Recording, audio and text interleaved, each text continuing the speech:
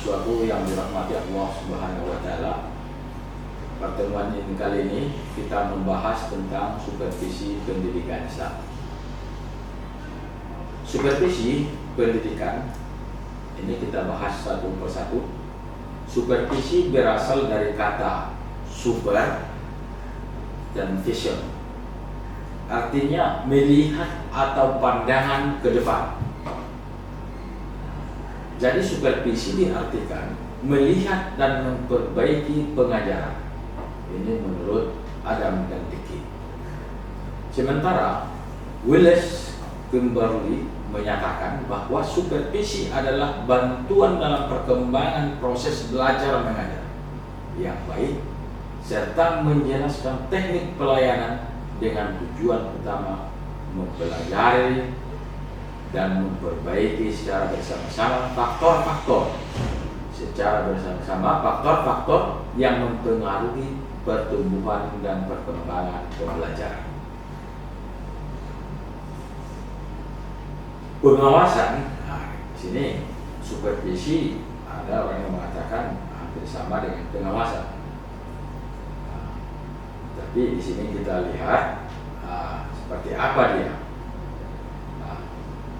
Pengawasan pendidikan itu mengkaji, menilai, memperbaiki, meningkatkan, mengembangkan mutu kegiatan belajar mengajar yang dilakukan bersama oleh pengawas sekolah dengan guru atau perorangan ataupun kelompok melalui pendekatan bimbingan dan konsultasi dalam nuansa profesional. Ini menurut pendapat Hussein Usman. Jadi dalam dunia pendidikan,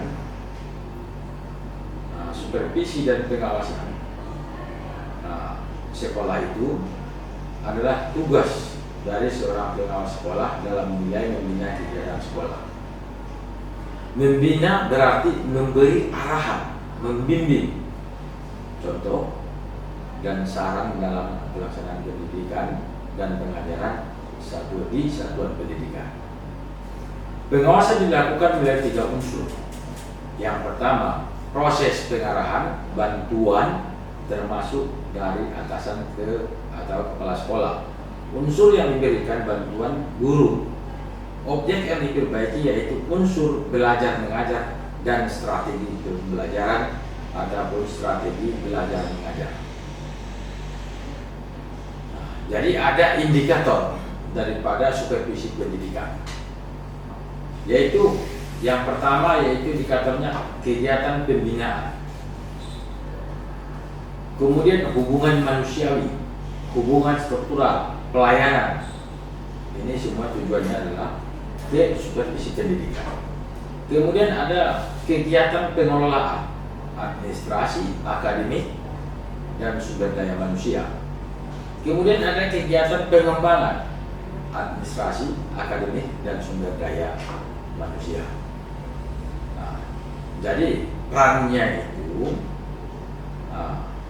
antara supervisi dan pengawasan. Kalau di sekolah tujuannya adalah dapat memastikan apakah tahapan pembelajaran sesuai dengan tujuan yang akan dicapai. Kemudian membantu kepala sekolah dalam melakukan supervisi kelas sehari-hari. Kemudian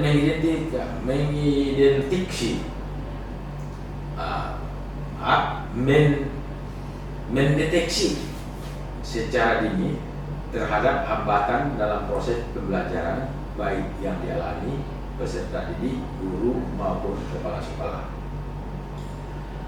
Kemudian dapat mendeteksi secara dini seberapa kompetensi guru dalam menyampaikan materi yang ajar pada setiap rombongan belajar.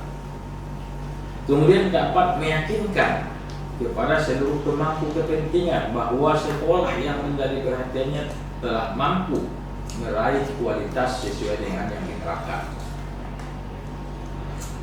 Kemudian kalau kita lihat siapa sih yang menjadi supervisi itu, ini kita bertanya.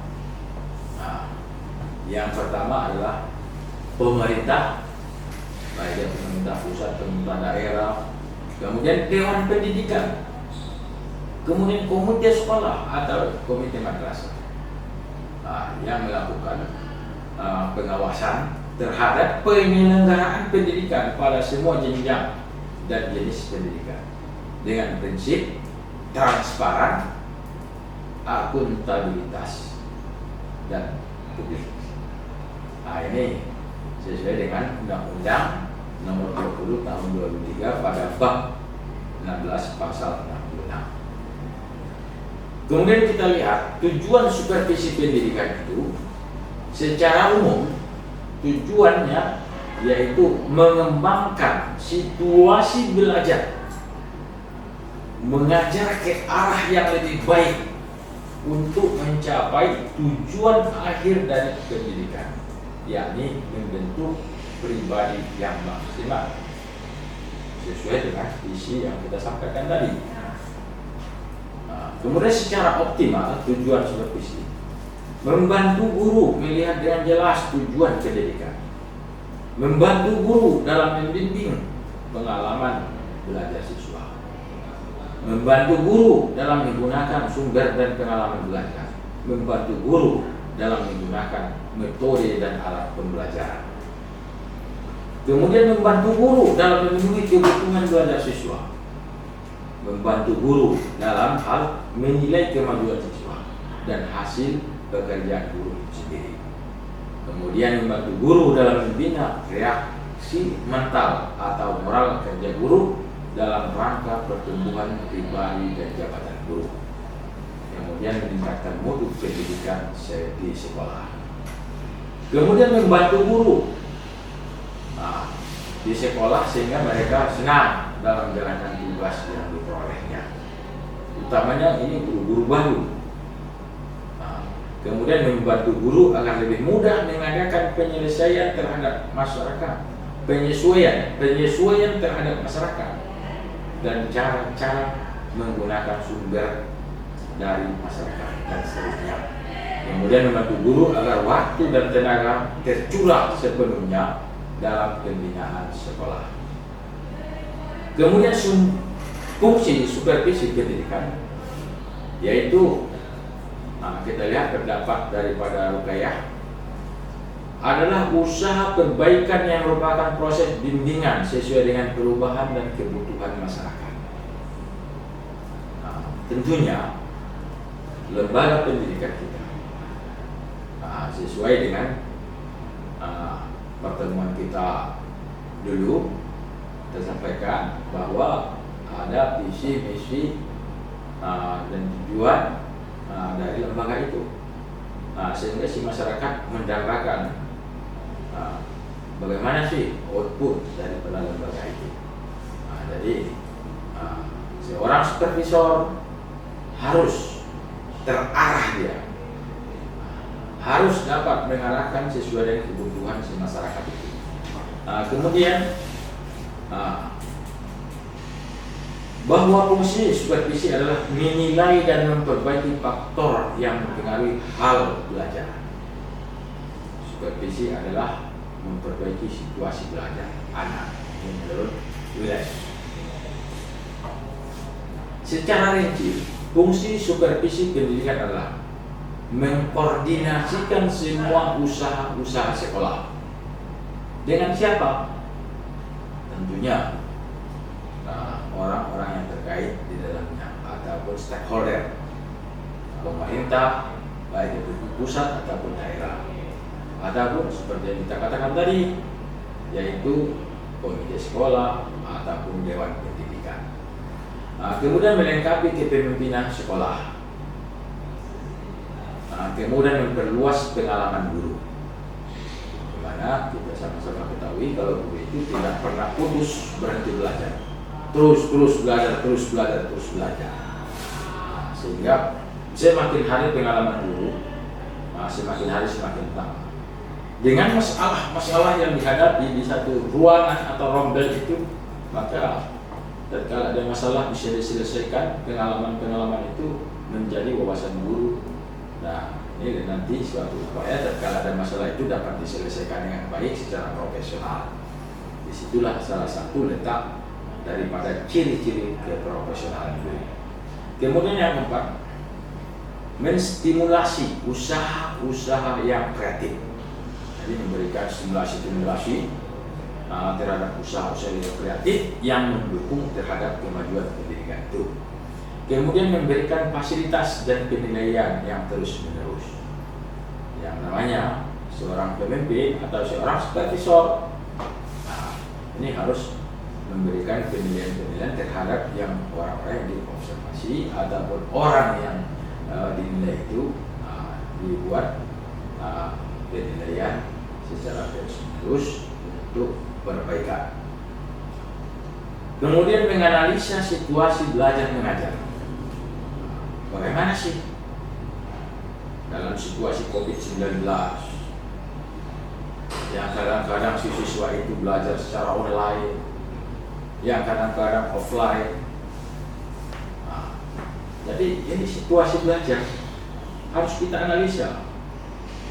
Sampai di mana sih keberhasilan kita? Apakah bisa kita penuhi dengan belajar online dan offline itu? Dengan supervisi ini dapat kita ketahui analisanya. Kemudian memberikan pengetahuan dan skill kepada setiap staf, kepada orang-orang yang kita berdayakan. Kemudian mengintegrasikan tujuan pendidikan dan membantu meningkatkan kemampuan mengajar guru. Kemudian ada prinsip-prinsip supervisi. Prinsip supervisi meliputi unsur-unsur sistematis, objektif, demokratis, kooperatif, konstruktif, dan kreatif. Sistematis yaitu secara teratur, terencana dengan menggunakan instrumen. Objektif, data yang didapat berdasarkan observasi nyata dan bukan merupakan tafsiran. Jadi data-data itu harus betul-betul kita ambil, jangan dikira-kira, tetapi harus objektif. Kemudian demokratis, yaitu menjunjung tinggi asas musyawarah, jiwa kekeluargaan, dan menerima perbedaan orang lain. Kooperatif, yaitu dapat bekerja bersama, menciptakan situasi belajar mengajar yang lebih baik. Artinya antara si guru dengan si siswa atau si anak didik, antara dosen dengan mahasiswa, antara dosen dengan dosen, antara guru dengan guru, antara guru dengan kepala sekolah, antara dosen dengan pimpinan. Di sini menciptakan suatu belajar mengajar yang lebih efektif dan yang lebih. Kemudian konstruktif dan kreatif, membina inisiatif guru dan mendorongnya untuk aktif menciptakan suasana di mana orang merasa nyaman dan dapat mengembangkan potensinya yang didapat dari informasi sebagai umpan balik dan mengadakan pemilihan terhadap proses belajar mengajar. Jadi artinya kita harus senantiasa memberikan pembinaan inisiatif guru, kita dorong apa kemajuan, apa pemikiran guru untuk kemajuan proses pembelajaran. Ini harus kita tampung semuanya. Yang guru agama, yang guru mata pelajaran, yang guru BK, ini kita tampung semua. Jadi kita tumbuh kembangkan pemikiran-pemikiran mereka itu. Kemudian lanjut kita ke teknik supervisi. Teknik supervisi dapat digunakan oleh supervisor, yakni teknik individual atau teknik kelompok. Teknik individual yaitu dalam satu teknik individual dilakukan sendiri oleh seorang supervisor melalui kegiatan sebagai berikut. Yang pertama adalah kunjungan kelas. Jika seorang supervisor itu individual ataupun seorang dia bisa melakukan kunjungan kelas. yang dilakukan oleh pengawas sekolah atau kepala sekolah ke kelas, baik saat ada guru ataupun tidak ada guru. Kemudian mengadakan observasi kelas dengan mencermati suasana dan peristiwa yang sedang berlangsung di kelas tersebut. Misalnya saat guru mengajar, metode yang digunakan, materi yang diajarkan, cara menggunakan alat belajar. Ini kadang-kadang ada dalam penggunaan metode itu, ya, metode yang digunakan kurang pas dengan materi yang diajarkan. Contoh, si orang guru mengajarkan tata cara wudhu. Ini kita ambil di kelas rendah, di SD. Dia ceramah, cara wudhu itu begini. Ceramah dari awal sampai akhir, sampai ke doa. Selesai wudhu, doa kata, Allahumma ja'alni minat tawabin, wa ja'alna minat muttaqin, wa ja'alna min ibadika sholihin. Tapi itu ceramah dari awal sampai akhir. Itu kurang pas. Seharusnya jadi kita gunakan metode demonstrasi. Jadi sehingga si anak mengetahui kayak mana, seperti apa cara berwudu, cuci muka, cuci tangan, sampai situ, menyapu kepala dan membasuh kaki. Jadi kayak ini, penyesuaian metode yang digunakan guru itu kadang-kadang kurang pas. Tetapi bisa saja seorang guru yang profesional itu dia berupaya mencari alat peraga dengan media gambar, ataupun yang sekarang sudah banyak kok di YouTube, di download YouTube-nya, kita buat video cara berwudu yang benar, sehingga si anak tidak bosan dengan ceramah kita, dan si anak tahu persis apa yang kita ajarkan. Kemudian jika terdapat kekeliruan, seorang supervisor langsung memberikan contoh yang benar. Jadi jangan disimpan kesalahan itu, jangan disimpan kekeliruan itu, tetapi langsung kita perbaiki sehingga kesalahan itu tidak berlarut-larut. Kemudian mengadakan wawancara perseorangan dengan guru. Ya, apabila diperlukan, ya, kita bisa bicara dengan santun. Seorang supervisor itu dengan santun memberikan arahan-arahan kepada guru yang kita supervisi. Kemudian hal ini dilakukan apabila ada permasalahan yang hanya bisa dijawab oleh individu-individu. Artinya seorang guru yang kita ajak bicara, ini yang biasa itu menyangkut rahasia, ada problematikanya sehingga tidak becus dalam melaksanakan juga. Ini perlu secara individu. Kemudian teknik yang tadi teknik individu. Kemudian ada teknik kelompok, yakni supervisi dilakukan diskusi kelompok, rapat atau penata atau seminar dengan tahapan sebagai berikut. Yang pertama yaitu mengadakan pertemuan atau rapat. Dalam hal ini, fungsi manajemen komunikasi sekolah dapat berlangsung baik apabila seluruh peserta dapat mempunyai baik hak yang sama dalam menyampaikan pendapat, dan segala informasi yang ada segera disampaikan kepada seluruh peserta. Ini kalau kelompok dia terbuka, jadi semua hak-hak daripada si peserta rapat itu sama, diberikan kesempatan untuk menyampaikan. Kemudian tujuan teknik dengan rapat ini adalah memberikan bantuan secara umum kepada seluruh guru dan staf dengan menggunakan seluruh fungsi manajemen, khususnya pengarahan, koordinasi, komunikasi, dan lain-lain. Pertukaran dan perbedaan pendapat akan dapat berlangsung dengan baik. Kemudian teknik kelompok mengadakan diskusi kelompok. Dalam diskusi kelompok ini didapat metode untuk mengumpulkan data. Dalam diskusi dapat diperoleh memecahkan masalah yang dihadapi selama ini. Karena dalam diskusi terdapat sharing, berbagi ilmu dalam memecahkan masalah. Karena tujuan metode kelompok adalah untuk memecahkan masalah oleh tim, dan bagi kepala sekolah akan dapat cara yang dianggap baik untuk memberikan bantuan dan pelayanan terhadap hal-hal yang muncul di sekolah. Jadi artinya jika sistemnya kelompok ini, ya kita terbuka,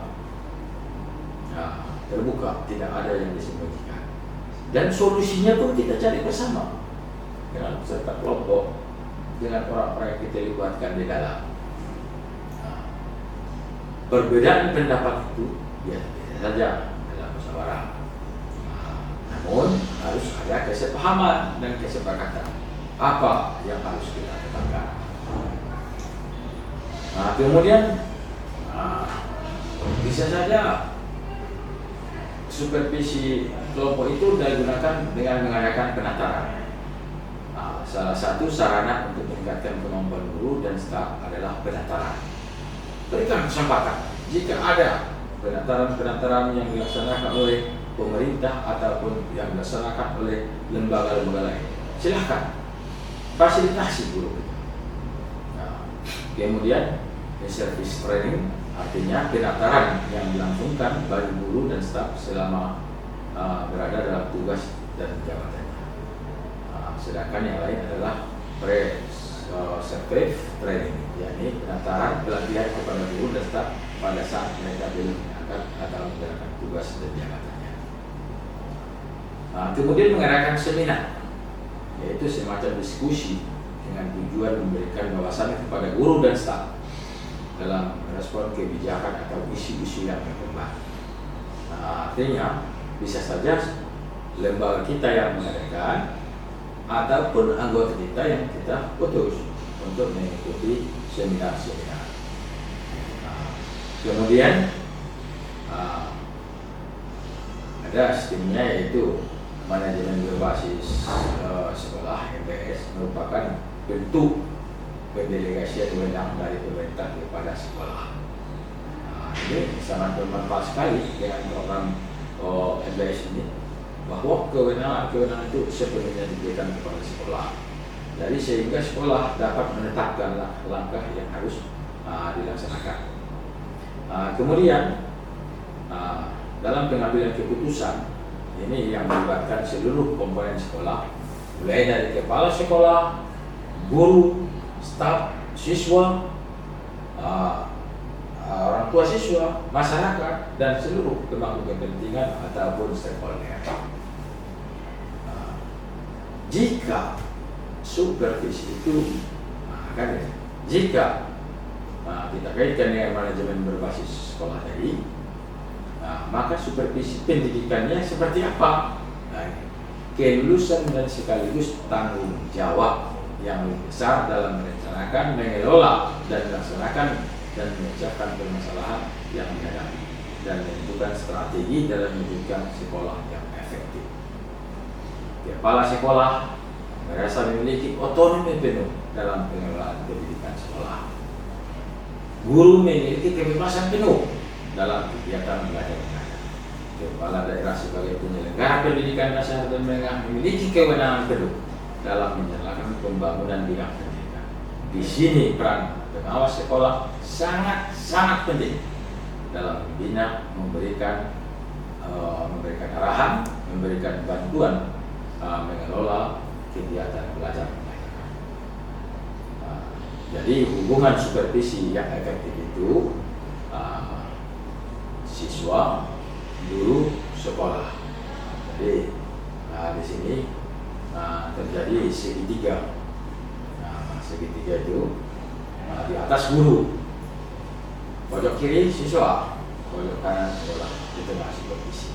Jadi ada pemantauan.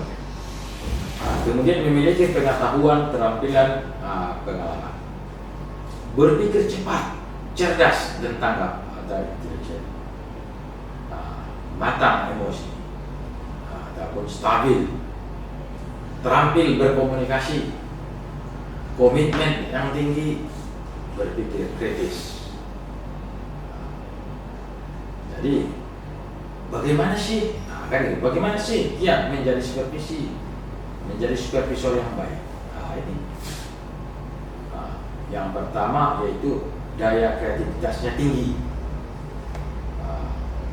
Jadi pikiran-pikiran itu, kreativitas itu ingin selalu menunjukkan kemajuan. Kemudian komunikatif, suka dialog dan menggunakan bahasa yang santun. Kemudian memiliki berjiwa estetika dan etika. Seorang supervisor itu harus memiliki etika. Jadi tidak perlu mengungkapkan kelemahan orang lain. Dengan hasil supervisi kita sebagai seorang supervisor menyampaikan kelemahannya kepada yang bersangkutan sehingga dapat kita perbaiki secara tuntas. Kemudian terbuka terhadap gagasan orang lain. Buka diri, jangan yang kita katakan saja yang benar. Tapi kita harus menerima pendapat orang lain, gagasan orang lain. Mungkin dengan bermacam gagasan, pendapat orang lain itu ya membuat kita itu berpikiran lebih maju. Kemudian transparan dan jujur. Seperti yang kita katakan di awal bahwa fakta-fakta, bukti-bukti, jika ada kekeliruan itu harus betul-betul ya. Jangan yang diada-adakan ataupun direka-reka. Jadi kita sebagai seorang supervisor jujur menyampaikan apa adanya sesuai dengan fakta yang kita peroleh. Kemudian tanggung jawab, dan tanggung gugat.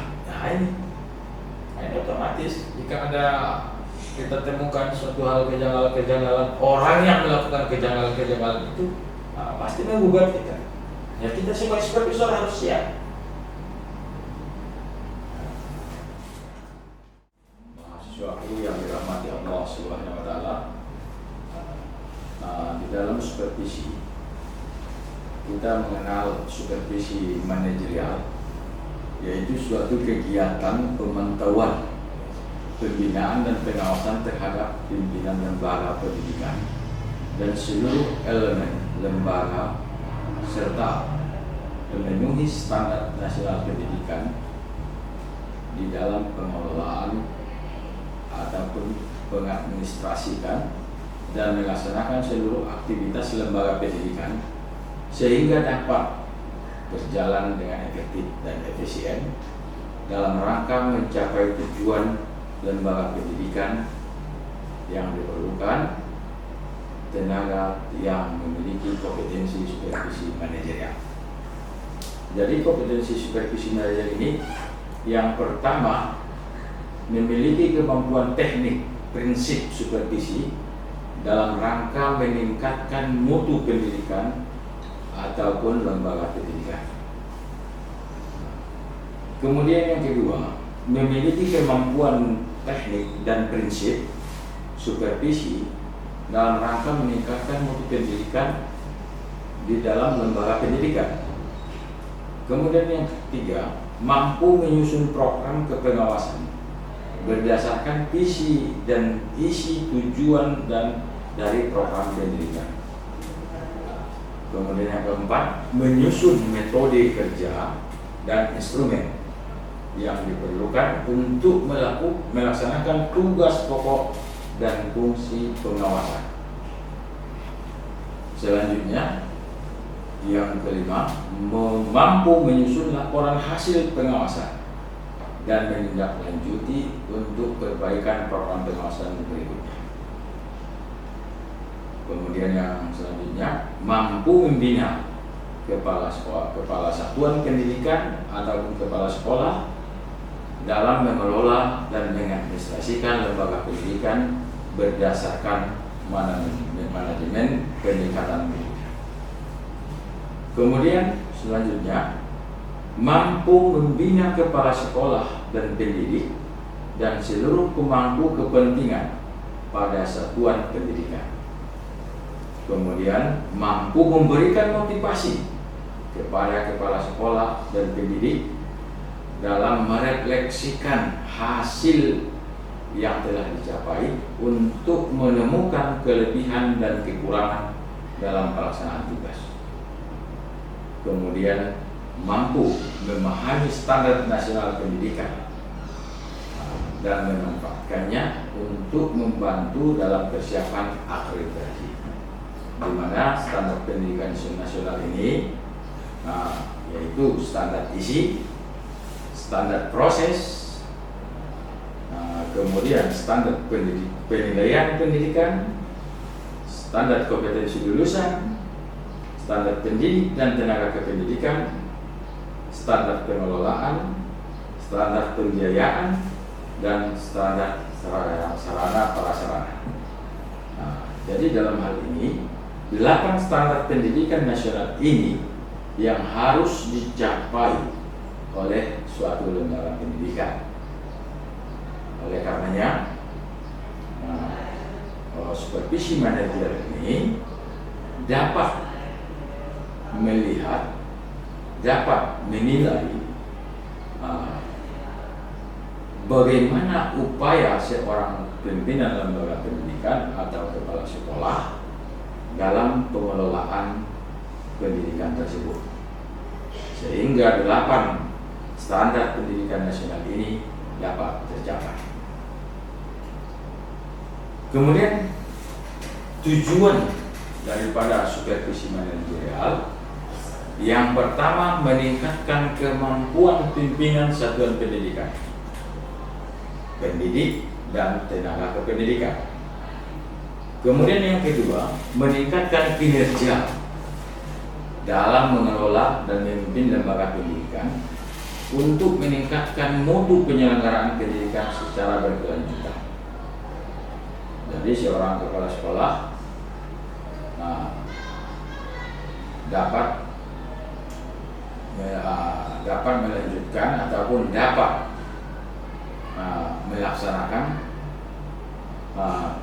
pengelolaan lembaga tersebut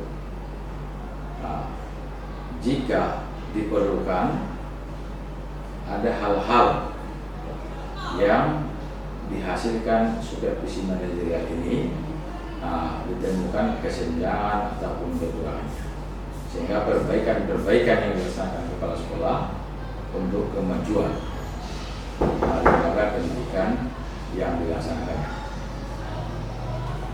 Kemudian ada prinsip-prinsip manajerial. Prinsip-prinsip manajerial yang pertama adalah demokratis. Yang kedua, mengedepankan usaha kelompok dan proses kelompok. Kemudian kontekstual. Kemudian berorientasi pada hubungan kemanusiaan yang harmonis. Kemudian terpadu dengan program pendidikan. Kemudian komprehensif, konstruktif, dan objektif. Adapun ruang lingkup supervisi manajerial meliputi yang pertama, sistem tata kelola organisasi lembaga pendidikan. Artinya, bagaimana sistem pengelolaan yang bisa dilaksanakan dalam suatu organisasi lembaga pendidikan tersebut.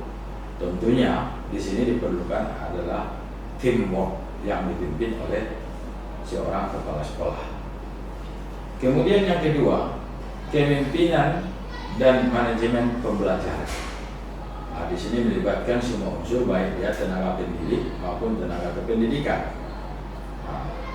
Karena semuanya ini saling berkaitan, saling membutuhkan. Kemudian manajemen peserta didik. Bagaimana pengelolaan peserta didik ini? Apalagi dalam situasi pembelajaran online atau daring dengan offline tatap muka. Di sini pengelolaannya ya sangat dibutuhkan.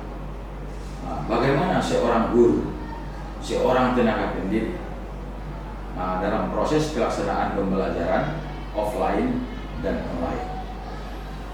Kemudian manajemen sarana prasarana. Sarana prasarana yang ada dalam suatu lembaga pendidikan itu merupakan input yang harus dipenuhi untuk mencapai tujuan. Karena sarana prasarana adalah sebagai pendukung terhadap proses pembelajaran, terhadap pelaksanaan kegiatan, sehingga mencapai outputnya, hasil yang diharapkan sesuai dengan tujuan pembelajaran tersebut. Kemudian manajemen keuangan. Bagaimana seorang kepala sekolah atau seorang pimpinan mengelola keuangan tersebut sehingga penggunaan keuangan tersebut tepat sasaran. Kemudian yang ketujuh, sistem informasi manajemen. Sistem informasi manajemen ini yang saat ini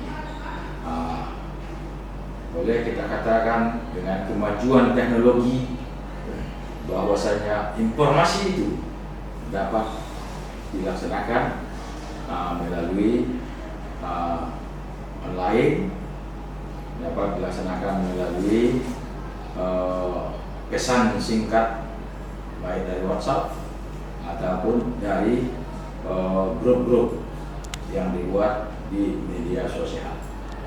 Kemudian manajemen kerjasama dengan masyarakat. Suatu lembaga pendidikan tidak akan bisa mencapai hasil maksimal tanpa ada dukungan dari masyarakat setempat. Di mana masyarakat setempat ini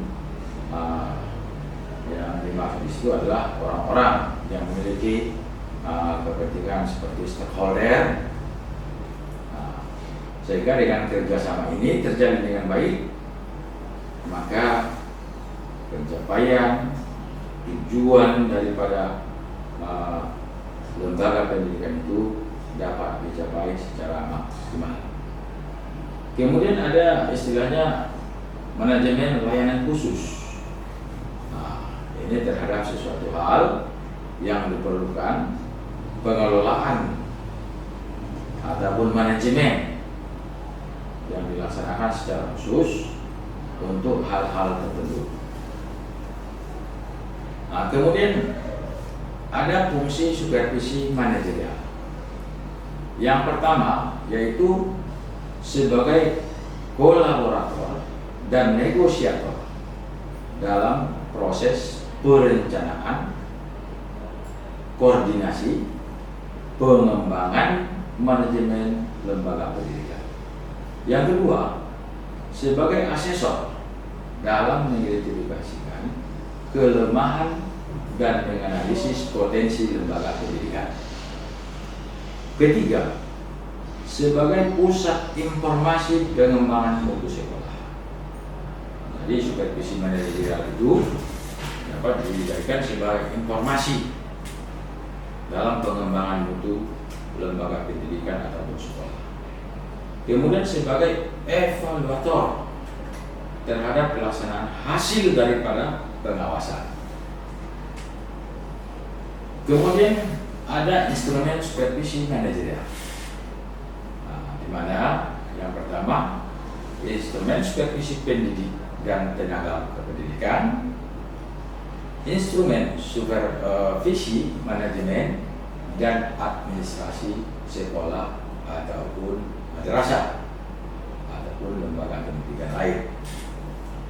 Kemudian instrumen supervisi 8 standar pendidikan nasional seperti yang kita sampaikan tadi. Kemudian instrumen supervisi persiapan akreditasi. Kemudian yang terakhir instrumen supervisi manajemen peningkatan mutu pendidikan. Jadi instrumen ini dapat kita buat melalui kuesioner, inventory, ataupun pedoman pengamatan observasi, jurnal ataupun tes. Nah, demikian tentang manajemen supervisi manajerial. Kemudian yang berikutnya kita mengenal dengan supervisi akademik, yaitu serangkaian kegiatan untuk membantu guru dalam mengembangkan kemampuan mengelola proses pembelajaran dalam rangka mencapai tujuan pembelajaran. Banyak teori-teori yang menjelaskan tentang pengertian supervisi akademik. Para mahasiswa dapat nanti membaca dalam buku yang sudah kita terbitkan dengan judul Manajemen dan Supervisi Pendidikan. Adapun tujuan supervisi akademik ini, yang pertama, membantu guru mengembangkan potensinya. Jadi bagaimana seorang guru melalui supervisi akademik dapat mengembangkan potensi dirinya untuk menciptakan dirinya, mengusahakan dirinya menjadi seorang guru yang profesional. Kemudian dapat digunakan dalam mengembangkan kurikulum, di mana sudah sama-sama kita mengetahui kurikulum itu senantiasa berkembang. Kita lihat pengalaman yang sudah kita mengenal dengan kurikulum CBSA, KBSP, KBK, dan kurikulum 13. Kemudian yang ketiga, mengembangkan kelompok kerja guru. Jadi di sini sangat diperlukan pengembangan kelompok kerja guru. Guru mata pelajaran agama, guru mata pelajaran matematika, guru bidang studi yang lain. Jadi ini dibuat suatu pengelompokan yang diawali dari satu sekolah itu, kemudian dikembangkan melalui kelompok-kelompok, apakah dia per rayon atau per wilayah, sehingga melalui forum ini si guru-guru yang mengaku satu mata pelajaran dapat membuat suatu hasil, dapat merencanakan proses pembelajaran yang sama. Kemudian ada sebagai peran daripada supervisi akademik.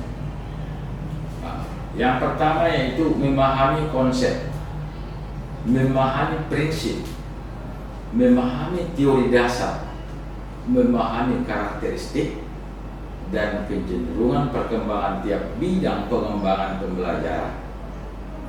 Ide yang kreatif, inovatif, pemecahan masalah, berpikir kritis dan naluri, dan kewirausahaan.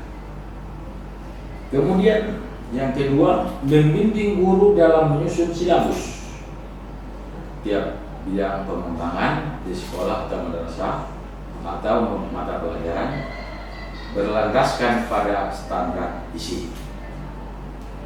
Kemudian yang keempat, standar kompetensi dan membimbing guru mencapai kompetensi dasar dan prinsip-prinsip pengembangan. Kemudian membimbing guru dalam memilih strategi, metode, teknik pembelajaran, bimbingan yang dapat mengembangkan berbagai potensi siswa. Karena sehebat manapun seorang guru menguasai materi, tanpa ada strategi, tanpa menggunakan metode yang tepat, tanpa menggunakan teknik pembelajaran yang sesuai dengan materi yang diajarkan, ini tidak akan bisa tercapai dengan maksimal. Kemudian yang membimbing guru dalam melaksanakan kegiatan pembelajaran, baik bimbingan di kelas, laboratorium atau di lapangan, untuk tujuannya mengembangkan potensi siswa. Kemudian membimbing guru dalam mengelola, merawat, mengembangkan, serta menggunakan media pembelajaran dan fasilitas pembelajaran. Jadi media pembelajaran adalah suatu alat penyampaian dari materi yang akan kita ajarkan. Jadi seorang guru harus bisa mengelola, harus bisa mengembangkan, harus bisa menggunakan media pembelajaran yang disesuaikan dengan materi-materi yang diajarkan. Kemudian memberikan motivasi kepada guru untuk memanfaatkan teknologi informasi untuk pembelajaran.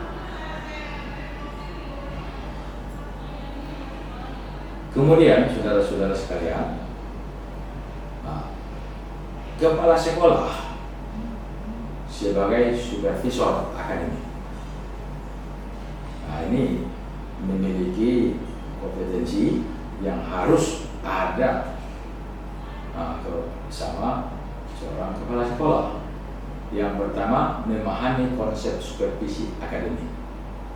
Yang kedua, membuat rencana program supervisi akademik. Kemudian yang ketiga, menerapkan teknik-teknik supervisi akademik. Yang keempat, menerapkan supervisi klinis. Yang kelima, melaksanakan tindak lanjut daripada supervisi akademik.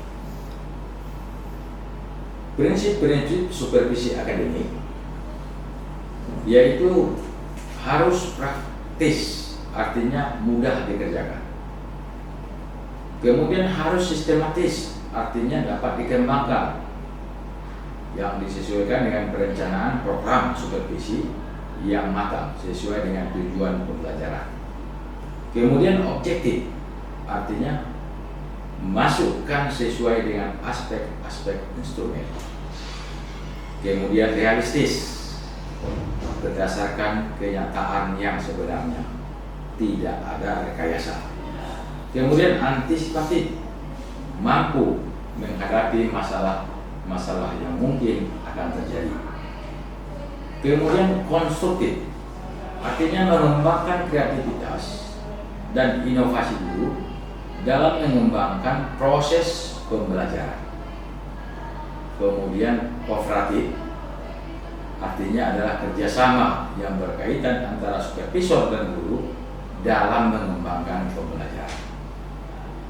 Kemudian kekeluargaan, artinya mempertimbangkan saling asah, saling asih, saling asuh dalam mengembangkan pembelajaran.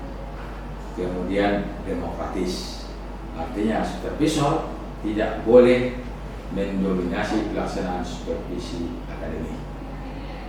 Kemudian aktif, artinya guru dan supervisor harus aktif berpartisipasi. Jadi dua-duanya harus proaktif ya.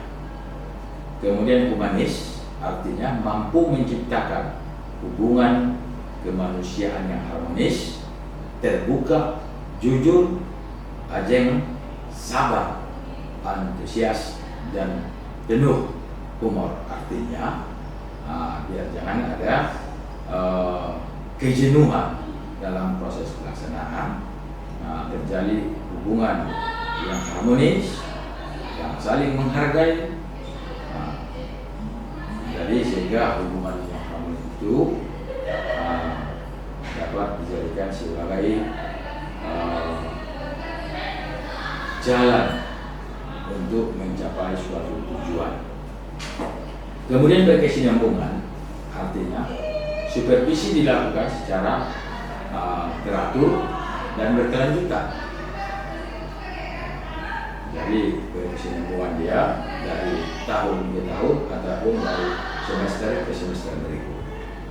Kemudian terpadu, artinya menyatu dengan program pendidikan, tidak boleh terpisah. Kemudian komprehensif, artinya memenuhi tujuan supervisi akademik. Kemudian dimensi substansi supervisi akademik. Yang pertama, kita mengenal dengan kompetensi kepribadian. Bagaimana kepribadian seorang supervisor. Kemudian kompetensi pedagogik, yaitu penguasaan yang dimiliki tentang pedagogik, ilmu pendidikan. Kemudian memiliki kompetensi profesional, ya, seorang supervisor harus profesional dalam pelaksanaan supervisi. Kemudian kompetensi sosial, ya, bisa menempatkan diri, bisa beradaptasi terhadap orang-orang yang sekelilingnya. Kemudian ruang lingkup supervisi akademik. Yang pertama yaitu pelaksanaan kurikulum. Jadi seorang supervisor itu harus jauh dengan perkembangan kurikulum. Kemudian yang kedua, persiapan pelaksanaan dan penilaian pembelajaran oleh guru. Yang ketiga, pencapaian standar kompetensi jurusan, standar proses, standar isi, dan peraturan pelaksanaannya. Kemudian yang keempat, peningkatan mutu pembelajaran melalui model kegiatan pembelajaran yang mengacu pada standar proses. Yang kedua, proses pembelajaran untuk meningkatkan kemampuan peserta didik yang memadai, SDM-nya yang kreatif, inovatif, dan mandiri. Kemudian yang ketiga, peserta didik dapat membentuk karakter dan memiliki pola pikir serta kebebasan berpikir, sehingga dapat melaksanakan pengembangan kemampuan peserta didik menjadi manusia yang mandiri, kreatif, dan berwawasan kebangsaan. Kemudian keterlibatan peserta didik secara aktif dalam proses belajar yang dilaksanakan secara mendalam untuk mencapai pemahaman konsep, tidak terbatas pada materi yang diberikan oleh guru. Jadi artinya si peserta didik ini kita berikan keluasan dengan pengayaan dari materi-materi yang disampaikan oleh seorang guru. Kemudian bertanggung jawab terhadap mutu perencanaan kegiatan untuk setiap mata pelajaran yang diambilnya. Saudara-saudara sekalian, di sini bisa kita buat nanti contoh teknis supervisi. Ini yang menjadi tugas kita bersama. Jadi para mahasiswa nanti kita kasih bahan bagaimana teknik supervisi. Contoh, kita lihat teknik supervisi. Yang pertama, kunjungan kelas. Proses pelaksanaannya bagaimana? Yaitu mengobservasi pelaksanaan pembelajaran. Tujuannya apa? Mengetahui cara guru melaksanakan KBM. Kemudian yang kedua, ini pertemuan atau percakapan pribadi, berdialog langsung. Pelaksanaan seperti apa? Jadi seorang supervisor berdialog langsung dengan guru. Tujuannya apa? Memberikan bantuan pelayanan khusus untuk masalah yang bersifat khusus. Kemudian ada kita kenal dengan teknis rapat rutin. Pelaksanaannya pertemuan antar kepala sekolah atau pengawas sekolah dengan guru secara berkala atau saat diundang oleh sekolah. Tujuannya yaitu memberikan bantuan secara umum untuk mengetahui kegiatan-kegiatan yang sebenarnya. Ada lagi kunjungan antar kelas. Proses pelaksanaannya, guru mengunjungi antar kelas dalam satu sekolah maupun antar sekolah yang lain. Yang tujuannya adalah agar guru mengetahui atau memperoleh ilmu dari rekan-rekan yang lain. Jadi saudara-saudara sekalian, ada kita kenal alat yang dapat kita gunakan untuk pelaksanaan supervisi itu melalui pedoman wawancara. Ya, kita buat identitas responden, mata pelajaran atau kelas, tanggal kapan kita wawancara. Dengan pertanyaan, kita ambil contoh. Apakah Anda selalu mempersiapkan bahan yang akan Anda ajarkan kepada siswa? Ini pertanyaan, guru yang menjawab. Baik dia lisan maupun merupakan tulisan. Tentunya kalau lisan harus kita membuat rekaman. Jadi si guru agar leluasa menjawab, tidak terikat. Mungkin kalau tulisan si guru agak terikat. Kemudian contoh soal yang kedua ataupun pertanyaan kedua, apakah Anda selalu menambah informasi baru baik untuk diri sendiri maupun untuk siswa?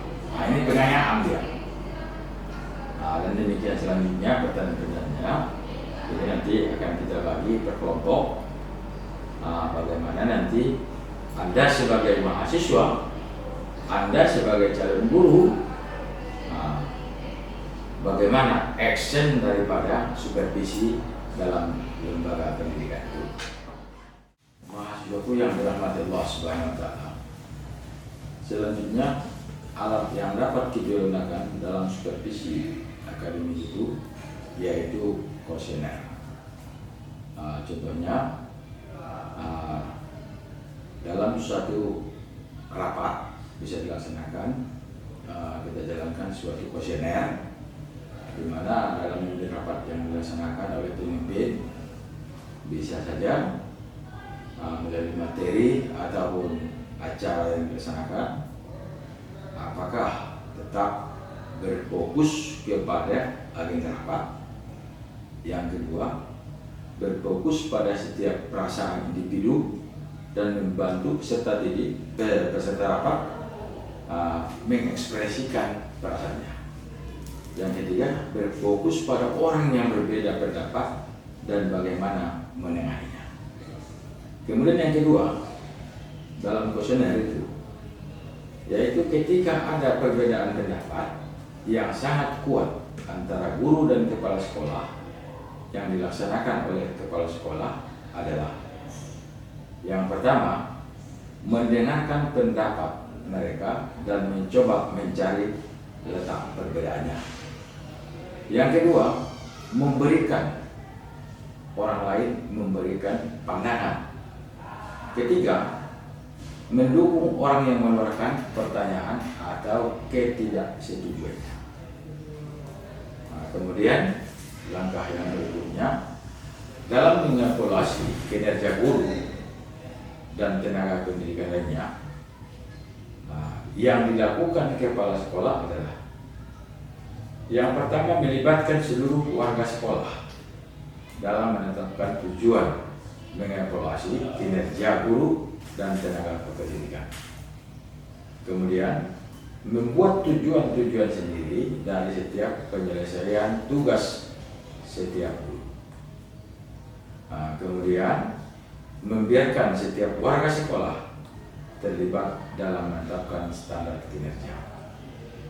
Jadi saudara-saudara sekalian, ini nanti bisa saudara kembangkan pertanyaan-pertanyaan ini sehingga dia terarah. Dalam kuesioner itu dia terarah untuk mencapai hasil apa yang kita observasi, apa yang kita evaluasi, apa yang kita supervisi. Nah, jadi kita itu sebagai calon-calon guru harus memiliki pengetahuan, memiliki ilmu tentang manajemen, pengelolaan pendidikan, pengelolaan proses pembelajaran, dan lain sebagainya. Dan juga kita harus memiliki pengetahuan dan ilmu tentang supervisi, bagaimana pendidikan itu untuk perbaikan-perbaikan jika ditemukan kejanggalan. Ya, karena melalui supervisi ini, kita dapat menggali kelemahan dan kekurangan-kekurangan untuk pencapaian tujuan yang maksimal. Oke, saudara-saudara sekalian, demikian yang dapat kita jelaskan.